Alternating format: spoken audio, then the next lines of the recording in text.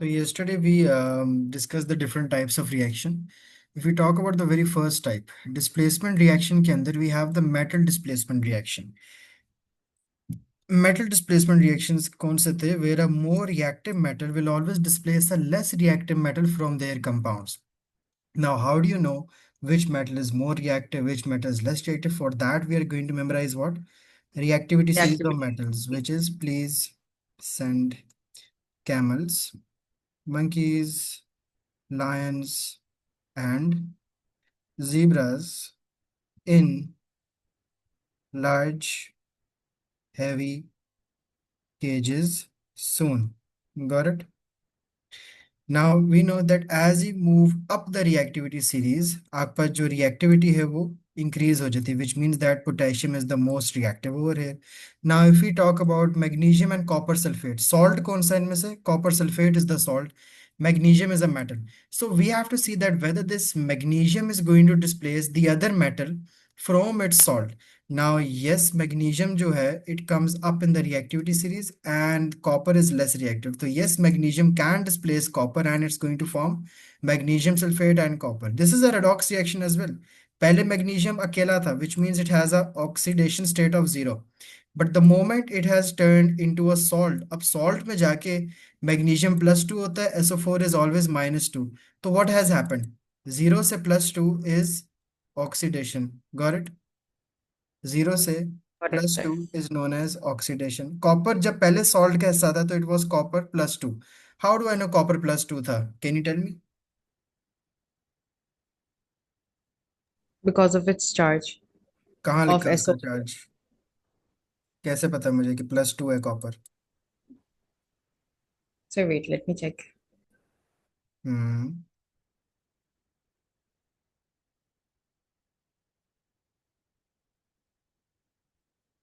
This is a tricky part. Yes, copper तो किसी group में नहीं आता. It's a transition element. कहीं पे उसने मुझे But बताया तो. SO4 has a charge of -2. हाँ, तो कॉपर सल्फेट कैसे बना होगा? जब कॉपर 2+ हो, इसलिए वो दोनों कैंसिल आउट हो गए होंगे ना और सिर्फ CuSO4 बना. Got it? उधर से मुझे पता लगे Yes. कि कॉपर वॉज +2.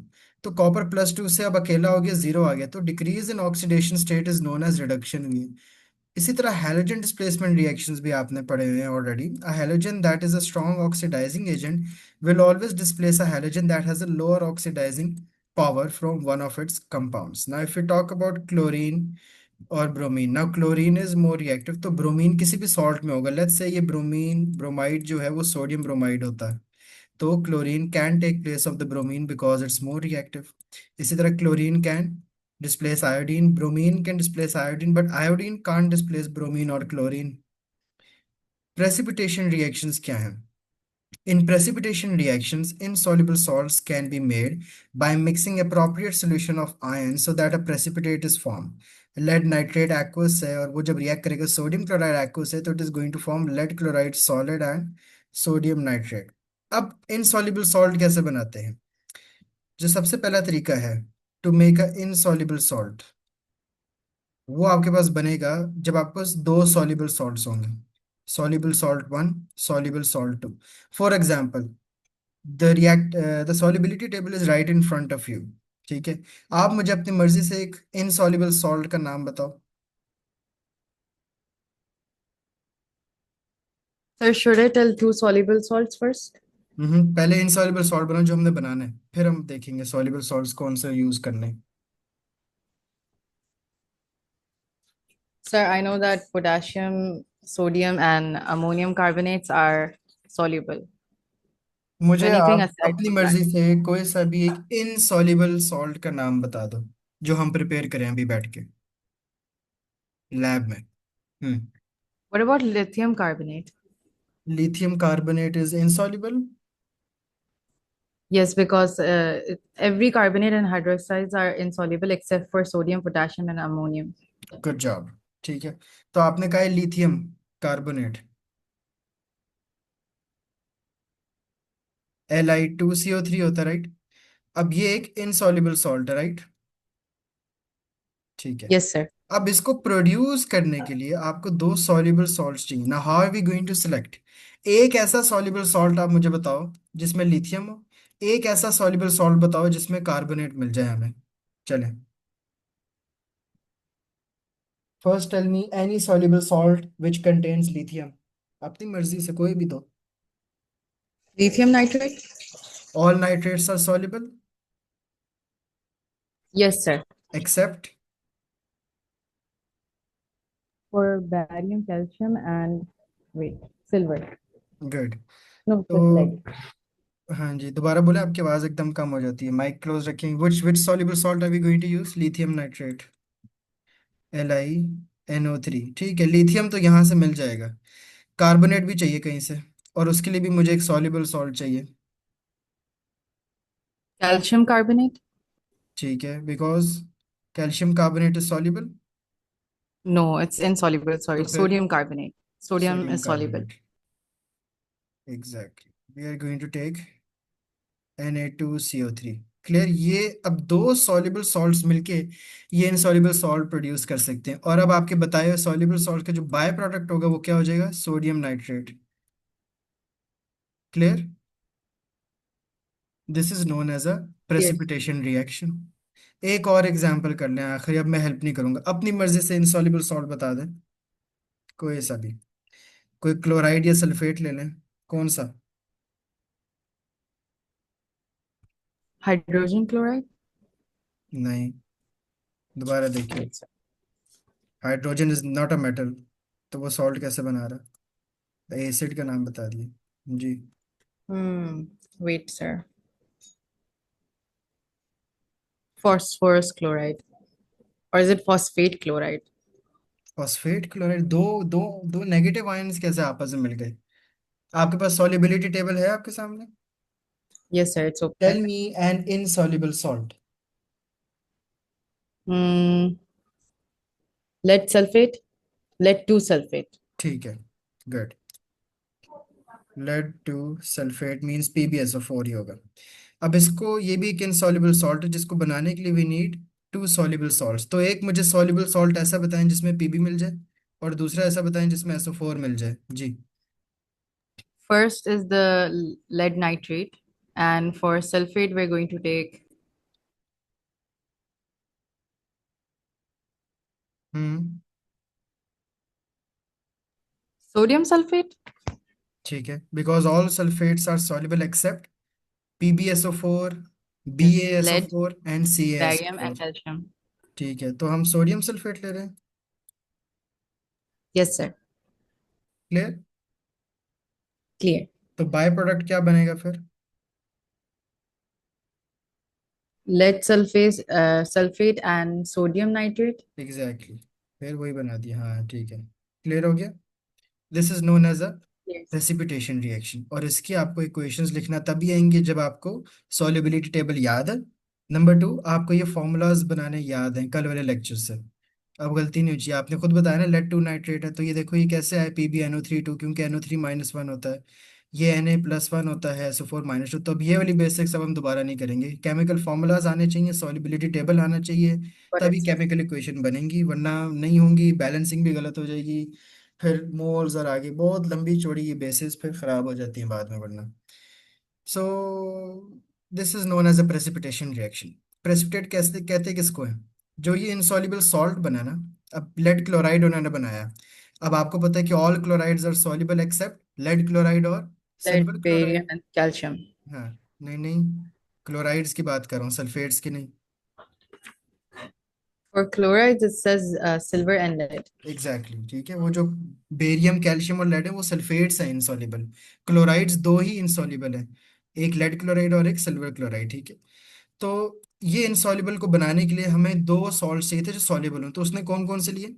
सोडियम क्लोराइड और लेड नाइट्रेट। तो by product sodium sodium nitrate बहुत बन रहे हैं बाय प्रोडक्ट सब में। अच्छा Yes. ओके। तो प्रेसिपिटेट किसको कहते हैं? जो सॉलिड प्रोड्यूस होता है। सॉलिड क्यों प्रोड्यूस हुआ है? क्योंकि इनसॉल्युबल है। पानी में नीचे बैठ जाते कोई चीज़ तो हम उसको प्रेसिपिटेट कहते हैं इन केमिस्ट्री टर्म्स की। ये चीज़ नीचे बैठ गई है, इसको प्रेसिपिटेट कहते हैं। Which can be removed by filtration आपने आईजीसीएस Filtration. में पढ़ा हुआ है, that separating techniques to remove an insoluble solid from a solvent is filtration. लेकिन अगर एक सॉल्युबल सॉल्ट को रिमूव करना तो हमने आगे पढ़ना, उसके लिए आपके पास डिस्टिलेशन और फ्रैक्शनल डिस्टिलेशन होती है, that you have already studied last year as well. फिर आप उसको Yes, ड्राई भी sir. कर सकते हो फिल्टर पेपर के ऊपर, और उसको क्रिस्टलाइज भी कर सकते हो बाय क्रिस्टलाइजेशन मेथड। सो सबसे पहले अगर आपने इसकी आयोनिक इक्वेशन बनानी है, आप पहले इसकी बनाओगे क्या, फुल इक्वेशन। इसमें गलती होगी तो फिर आयोनिक इक्वेशन भी सही नहीं बनेगी। अब फुल इक्वेशन ध्यान से देखनी, PbNO3 NaCl फॉर्म्स PbCl2 और NaNO3। अब आपने फिर अगला स्टेप क्या करना होता है, आप ये देखते हो कि Pb पहले भी एक सॉल्ट कैसा है, तो Pb2+ होगा। बाद में क्या है, PbCl2 है, अभी भी सॉल्ट कैसा है, ठीक है, लेकिन वो सॉलिड हो गया है, एक्वस नहीं है। समझ आई? अब आप ये ना सोचो कि यहाँ भी तो +2 है और यहाँ भी +2 है, तो मैं इसको स्पेक्टेटर आयन के बिना पे काट क्यों ना दूं, नहीं काट सकते, वाई, बिकॉज वो सॉलिड है दूसरा वाला।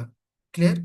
It's not dissolved, it's not Clear, an sir. Dissolved ion, तो ये डिफरेंट पीबी Okay. हैं दोनों। यहाँ पे PB is not an ion क्योंकि वो एक्वस नहीं है। सोडियम क्लोराइड के अंदर सोडियम हमेशा क्या होता है, +1, क्लोरीन क्या होगा, -1। PbCl2 में कोई चार्जेस नहीं होंगे, सॉलिड है वो। सोडियम नाइट्रेट में सोडियम इज +1, नाइट्रेट इज -1। तो आपने देखना यार, सोडियम क्लोराइड में जो सोडियम था वो पहले भी +1 था, बाद में भी क्या है, सोडियम नाइट्रेट में +1 निकालो, ठीक है। क्लोरीन जो है, पहले नाइट्रेट भी सोडियम नाइट्रेट में -1 था, ठीक है। और पहले जब वो PbNO3 में था तब भी वो -1 था, निकाल दो।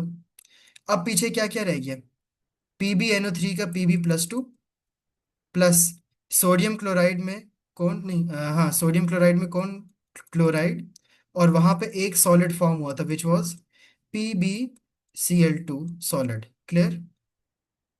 This is an ionic equation कि Yes, sir. ओवरऑल इक्वेशन में अगर देखा जाए तो इन्वॉल्व था कौन, इन्वॉल्व सिंपल से दो ही लोग थे, लेड नाइट्रेट में से Lead and chlorine. Lead, sodium chloride में से क्लोराइड, जिन्होंने मिलकर क्या बना दिया, लेड क्लोराइड।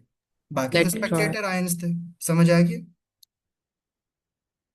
तो it Yes, sir. Requires you remembering the solubility table, the valencies, the charges, the chemical formulas, a chemical equation.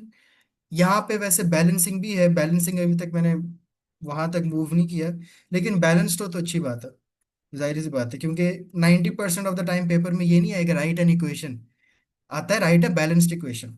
तो बैलेंस तो एक बेसिक है जो आप पढ़ते आ रहे हो, ये भी कर लो तो बहुत ही अच्छी बात है। बल्कि आपका काम बढ़ा देते हैं, जो 50 आपने लिखनी है वो बैलेंस भी कर दो, जब पूरी बना लो, Okay. Balance them as well. Balancing में पढ़ाने वाला तो कुछ है नहीं, you already know how to balance and equation and all, वो भी कर ले, साथ ही प्रैक्टिस हो जाएगी। वो हो जाएगा तो आपको स्पेक्टेटर आयंस का पता लग जाएगा। आयंस हमेशा कौन बनाते हैं, aqueous solutions, aqueous aqueous aqueous, solid नहीं बनाएंगे। सॉलिड सॉलिड ही रहता है ऐसे ही, एज इट इज आपने उसको लिखना है आयोनिक इक्वेशन के अंदर भी। और आयोनिक इक्वेशन के अंदर कैंसिल स्पेक्टेटर आयंस होंगे, और फिर आपके पास ये आयोनिक इक्वेशन आ जाएगी आपके पास, ठीक है। A salt is formed कब, when an H plus ion of an acid is replaced by a metal ion or an ammonium ion as well.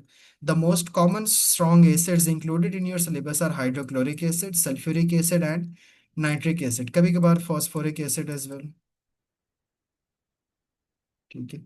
phosphoric acid का फॉर्मूला क्या होता है,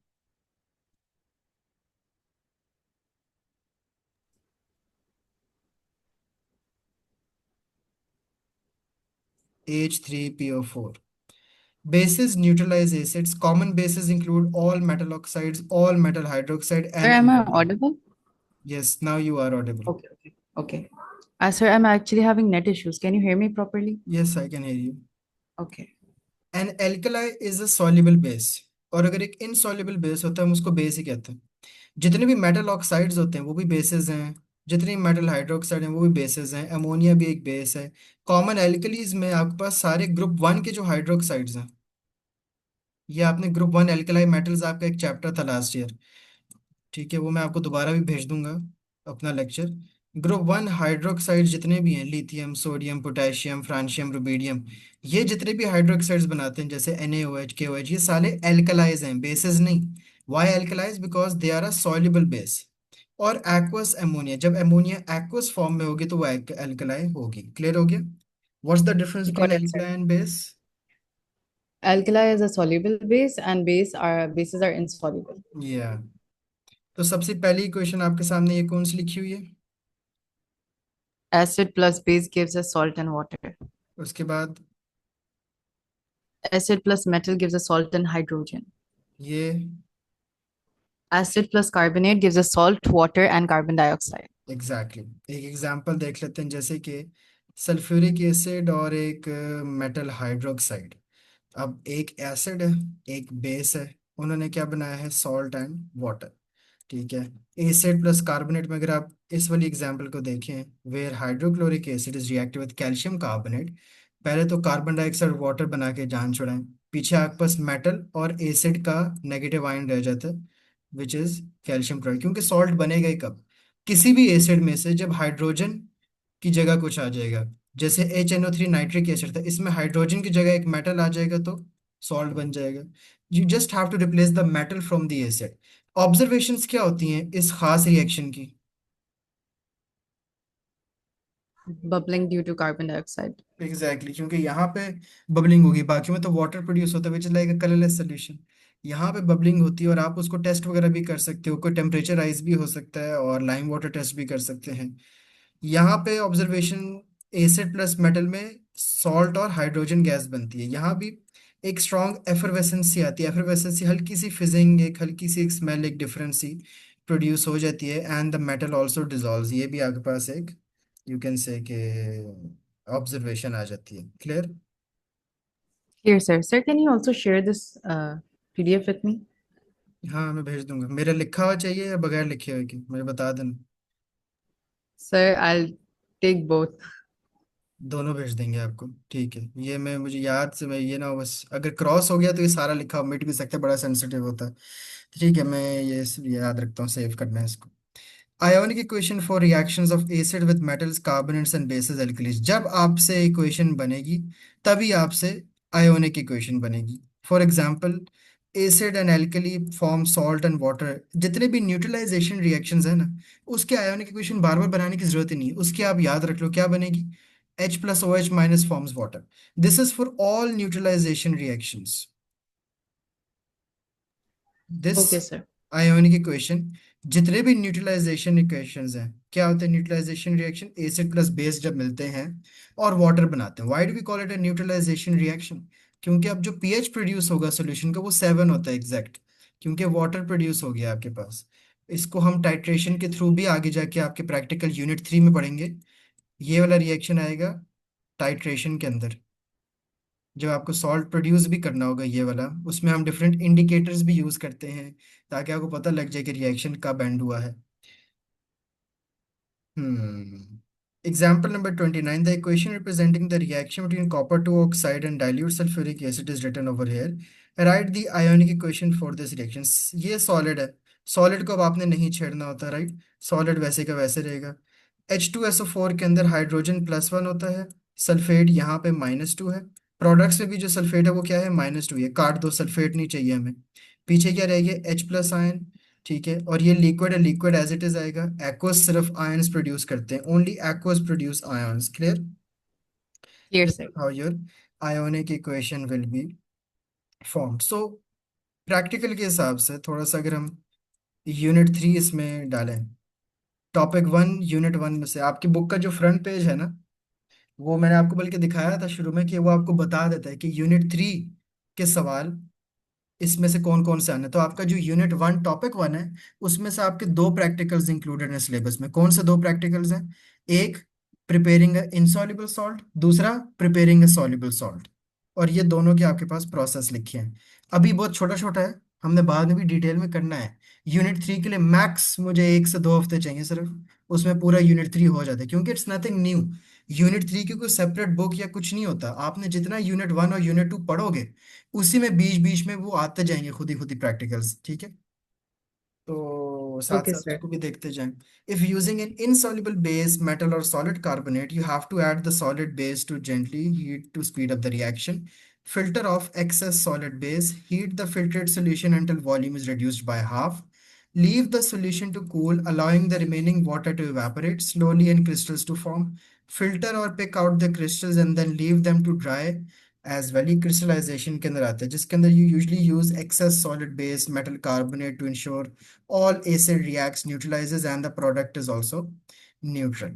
If you are using a soluble base, तो indicator वगैरह भी हम use करते हैं, मैंने कहा ना, ये हमने आगे एक प्रोसेस होता है titration.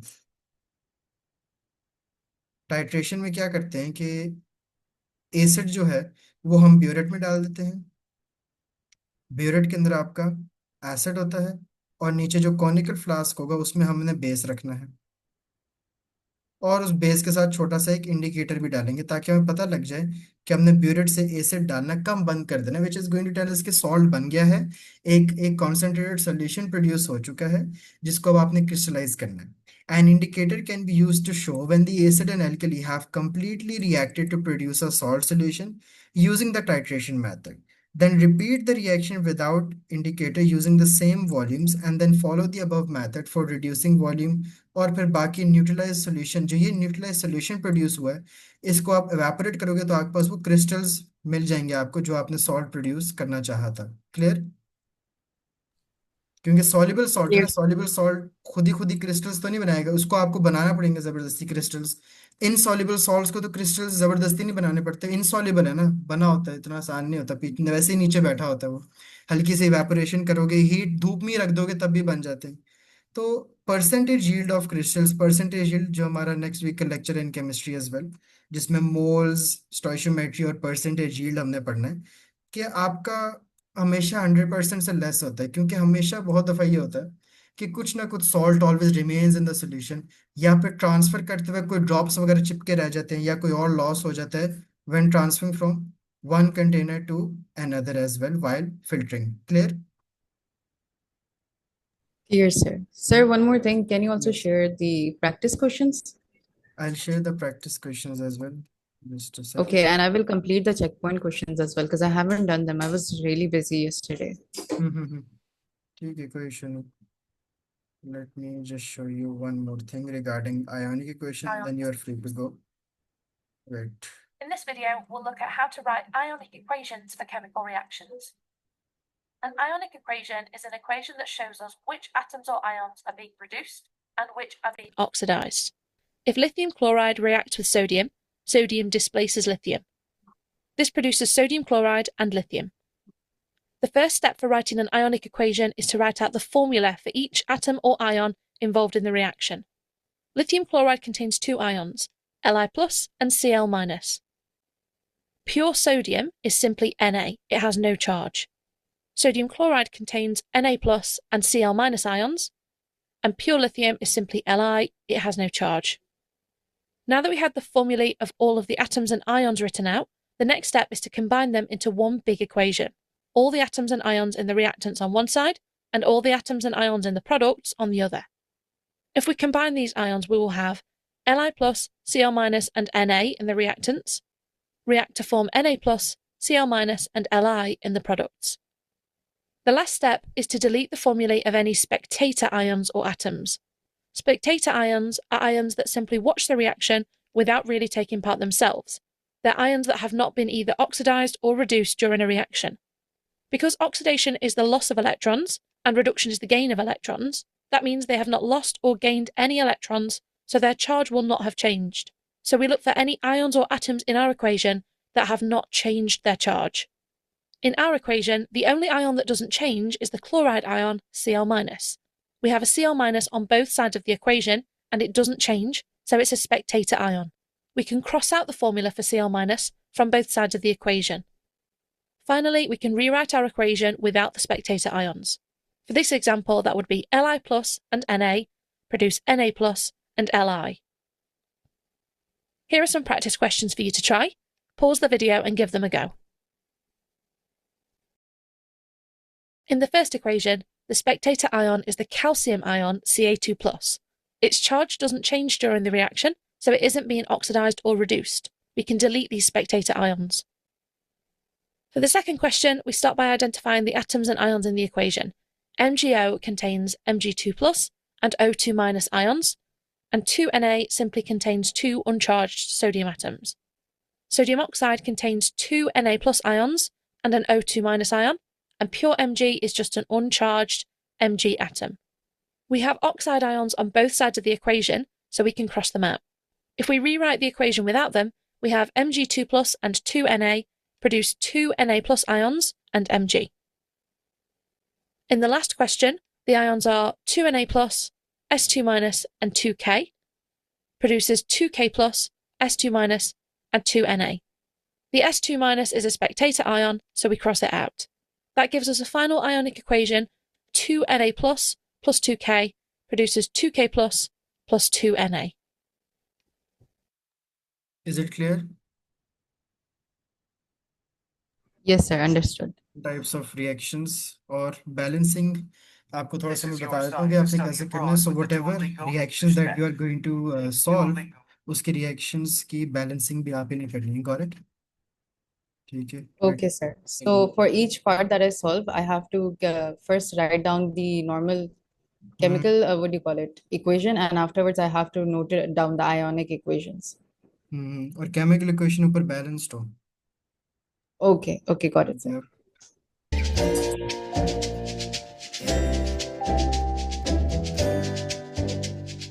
Hi and welcome back to freesciencelessons.co.uk. By the end of this video, you should be able to balance chemical equations. Lots of students think this topic's tricky, but I'll show you a method that always works. Before I start, I'm going to recap what's meant by a chemical formula, as that will help us later. This shows the formula of the compound sodium carbonate. Remember that capital letters tell us that we have an element, so you can see that we've got 3 elements in this compound. We've got sodium, carbon, and oxygen. So let's look at the number of atoms of each element. The little 2 on the right of the sodium tells us that we've got 2 atoms of sodium. There's no little number on the right of the carbon, so that means we've got 1 atom of carbon. Finally, the small 3 on the right of the oxygen tells us that we've got 3 atoms of oxygen. Now, this brings us to one of the most important rules in chemistry. You are never allowed to change the small numbers in a chemical formula, as this produces a different molecule. I've now put a large 3 in front of the whole formula. So what does that mean? Well, this means that we now have 3 molecules of sodium carbonate, and I'm showing you these here. We often use large numbers like this in chemistry, and it's perfectly acceptable. Okay, here's a chemical reaction. Calcium plus chlorine makes calcium chloride. This is a balanced chemical equation because the number of atoms of each element is the same on both the left-hand side and on the right-hand side. On the left-hand side, we've got 1 atom of calcium and we've got 2 atoms of chlorine. And on the right-hand side, we've also got 1 atom of calcium and 2 atoms of chlorine. So can you see that this equation is balanced? In the exam, you could be asked to balance a chemical equation, so let's see how to do this. Here's another chemical equation, and this one's not balanced. We've got sodium plus iodine making sodium iodide. The first thing we need to do is count the number of atoms of each element on the left-hand side and the right-hand side of the equation. On the left-hand side, we've got 1 atom of sodium, and on the right-hand side, we've also got 1 atom of sodium, so the sodium atoms are balanced. Let's look at the iodine. On the left-hand side, we've got 2 atoms of iodine, but on the right-hand side, we've only got 1 atom of iodine, so the iodine atoms are not balanced. We need to get 1 more atom of iodine on the right-hand side. Now, remember that we cannot change small numbers, so this is not allowed. However, we are allowed to use large numbers in front of a chemical. So if I place a large 2 in front of the sodium iodide like this, I now have 2 atoms of iodine. So now the iodine is also balanced. However, we've got a problem because now we've got 2 atoms of sodium on the right-hand side, but we only have 1 sodium atom on the left-hand side.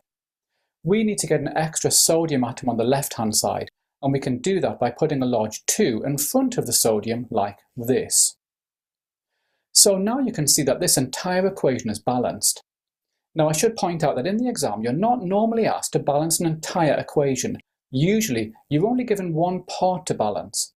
So I'm going to give you a couple of examples to try yourself now, and both of these are very typical of the ones that you could get in your exam. Here's the first example. We've got calcium oxide plus hydrochloric acid produces calcium chloride plus water. I'd like you to balance this equation by inserting a large number in the space here.